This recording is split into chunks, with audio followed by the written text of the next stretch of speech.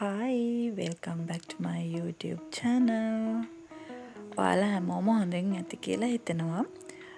අද මම රෑට කන්න ලේසියෙන්ම හදාගන්න පුළුවන් නූඩල්ස් එකක් හදාගන්න විදිය කියලා දෙන්න තමයි හදන්නේ. මෙන්න මේ නූඩල්ස් එක තමයි මම අද හදන්න යන්නේ.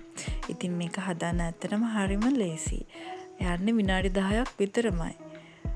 පාම් පිටින් නෙවෙයි නිසා ඇඟටත් අහිතකර නෑ නේ ඉතින්. මම අද මේක හදාගන්න පාවිච්චි කරන්නේ සාමාන්‍යයෙන් අපි නූඩල්ස් එකක් හදන්න දාන කැරට් ලීක්ස් ඒ වගේ දේවල් තමයි. අපිට තව කැමති නම් ගෝවා තව බෝංචි ඒ වගේ දේවල් දාගන්න පුළුවන්. ඉතින් හරි මුලින්ම අපි වතුර එකක් රත් වෙන්න තියාගන්න ඕනේ. ඊට පස්සේ ඒක රත් වෙනකන් තව දෙයක් ඔයාලට මට කියන්න ඕනේ. විශේෂයෙන්ම නූඩල්ස් එක තම්බ ගද්දී අපි ඒක බෙරි කරගන්නෙත් නැතුව ඒ වගේම බාගෙට තම්බ ගන්නෙත් නැතුව ඒක තම්බ ගන්න ඕනේ. එහෙම නැති වුණොත් නූඩල්ස් එක මොනතර රසට හැදුවත් ඇත්තටම අපිට රසට ගන්න බැරි වෙනවා. හරි. අපි මේ විදිහට නූඩල්ස් තම්බ ගන්න භාජනයට හොඳින් පැහුණු වතුර දාලා මේ වෙලාවේ ලිප ඔන් කරලා නෙමෙයි තියෙන්නේ. මේ නූඩල්ස් එක ගොඩක් ඔයගොල්ලෝ නූඩල්ස් එකක් ගන්නකොට ඒ නූඩල්ස් පැකට් එකේ පිටිපස්සෙන් ඉන්ස්ට්‍රක්ෂන් කියවලා ඒක හදන්න ගන්නව නම් ගොඩක් හොඳයි. මොකද ඒක හදාගන්න ඒක තම්බ ගන්න ඕන විදිහ ගැන ගොඩක් වෙලාවට ඒ පැකට් එකේ සඳහන් කරලා තියෙනවා. එතකොට අපිට ලේසි මේක හරි විදිහට තම්බ ගන්න. හරි අපි උණු වතුරකට මේ විදිහට තෙල් මේස හැන්දක් ඒ වගේම ලුණු තේ හැන්දක් දාගන්නවා. තෙල් දාගන්නේ අපි මේ නූඩල්ස් එකට එක ඇලෙන එක වළක්ව ගන්න. ඊට පස්සේ මේ විදිහට නූඩල්ස් ටික එකතු කරගන්නවා. මම නූඩල්ස් කෑලි වලට කඩලා දාන්නේ නැහැ. මොකද මං ආස එක දිගට තියෙනකොට කන්න. ඒ කියන්නේ කෑලි නැතුව ඒ විදිහට දාලා ඒක තැම්බෙන අතරේ මම මේ දේවල් මේ විදිහට ලෑස්ති කරගත්තා. මම අද නූඩල්ස් හදන්නේ බිත්තර දාලා. ඉතින් බිත්තර 3ක් ලෑස්ති කරගත්තා. ඒ වගේම මේ විදිහට මම අද නූඩල්ස් එකට දාන්න බලාපොරොත්තු වෙන එළවලු ටික ලෑස්ති කරගත්තා. දැන් මගේ නූඩල්ස් ටික තැම්බෙලා ඉවරයි. ඒතර විනාඩි 5ක් වගේ යද්දි නූඩල්ස් ටික තැම්බෙනවා.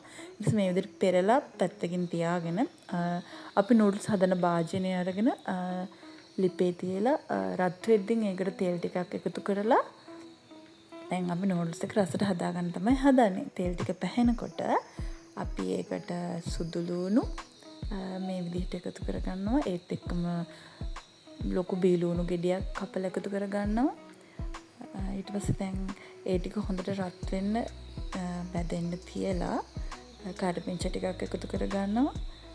මේ හැම දෙයක්ම ලස්සනට රන්වන් පාට වෙනකම් බැදෙනකම් ඉඳලා ඊට පස්සේ අපි මේක පොඩක් කලවම් කරගෙන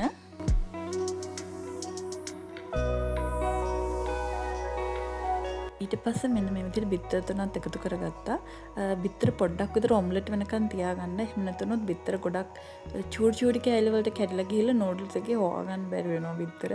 ඉතින් මේ විදිහට පොඩ්ඩක් විතර ඔම්ලට් වෙනකන් ඉඳලා ඊට පස්සේ අපි ඒව පොඩි කැබලි වලට වෙන් කරගන්නවා. ඉතින් ඔයාලට මේකට ඕන නම් චිකන් තව ඔයගොල්ලෝ කැමති දෙයක් එකතු කරගන්න පුළුවන්. ඉතින් මම අද මේක බිත්තර දාලා මම ගොඩක් වෙලාවට මේ නූඩල්ස් එක බිත්තර දාලා තමයි හදන්නේ. අතට මම රාහේ බිත්තර දාලා චිකන් දාලත් රසයි.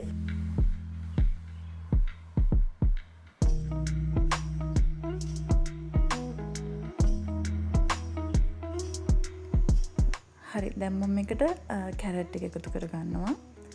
ඒ වගේම මම අද මේකට මාළු මිරිස් ටිකකුත් එකතු කරගත්තා. අන්තිමට මම මේකට කපාගත්ත ලීක්ස් ටිකත් එකතු කරගන්නවා. දැන් මම මේ නූඩල්ස් එකට ස්පයිසස් එකතු කරගන්න යන්නේ. මුලින්ම ගම්මිරිස් කුට්ටු එකක් එකතු කරගන්නවා. ඒක ඉතින් ඔයගොල්ලන් ගෙදර කට්ටිය කන්න කැමති රස අනුව තමයි. සැර අනුව තමයි. ඊට පස්සේ ලුණු කුඩු ටිකක් එකතු කරගත්තා. මේ සෝයා සෝස් ටිකකුත් එකතු කරගන්නවා. මේකට ඉතින් සෝයා සෝස් ටිකක් එකතු කරගත්තාම ගොඩක් රසයි. ඒක ඉතින් ඔයාලා කැමති නම් එකතු කරගන්න පුළුවන්. ඒ වගේම මේ ස්වීට් චිලි සෝස් එකක් ඒකත් අපි එකතු කරගන්නවා. ඒකත් එකතු කරගන්න ඕනි කොට අනිවාර්ය නැහැ. ඒක ඔයගොල්ලෝගේ කැමැත්ත අනුව මම චූට්ටක් එකතු කරගන්නවා. ඊට පස්සේ මේ ටොමැටෝ සෝස් මේ සෝස් වර්ග ඔක්කොම එකතු කරගන්න එක අනිවාර්ය නැහැ. කොහොමද මේක රසයි. ඊට පස්සේ මම නූඩල්ස් එකතු කරගන්නවා. දැන් ඉතින් තියෙන්නේ මේ ටෙම්පරාදොත් එක්ක නූඩල්ස් එක හොඳට මික්ස් කරගන්න එක විතරයි. අපි ගින්දර ගොඩක් අඩුවෙන් තියාගෙන මේක හොඳින් කලවම් කරගන්නවා. හරි ඉතින් අපේ නූඩල්ස් එක රෙඩි. හදලා ඉවර වෙද්දී හොඳ සුවඳකුත් එනවා. දැන් ඉතින් අපිට කන්න තමයි තියෙන්නේ. මගේ වීඩියෝ එකත් එක්ක එකතු වෙච්ච ඔයාලා හැමෝටම ගොඩක් ස්තුතියි. ආයෙ දවසක හම්බෙමු. බයි.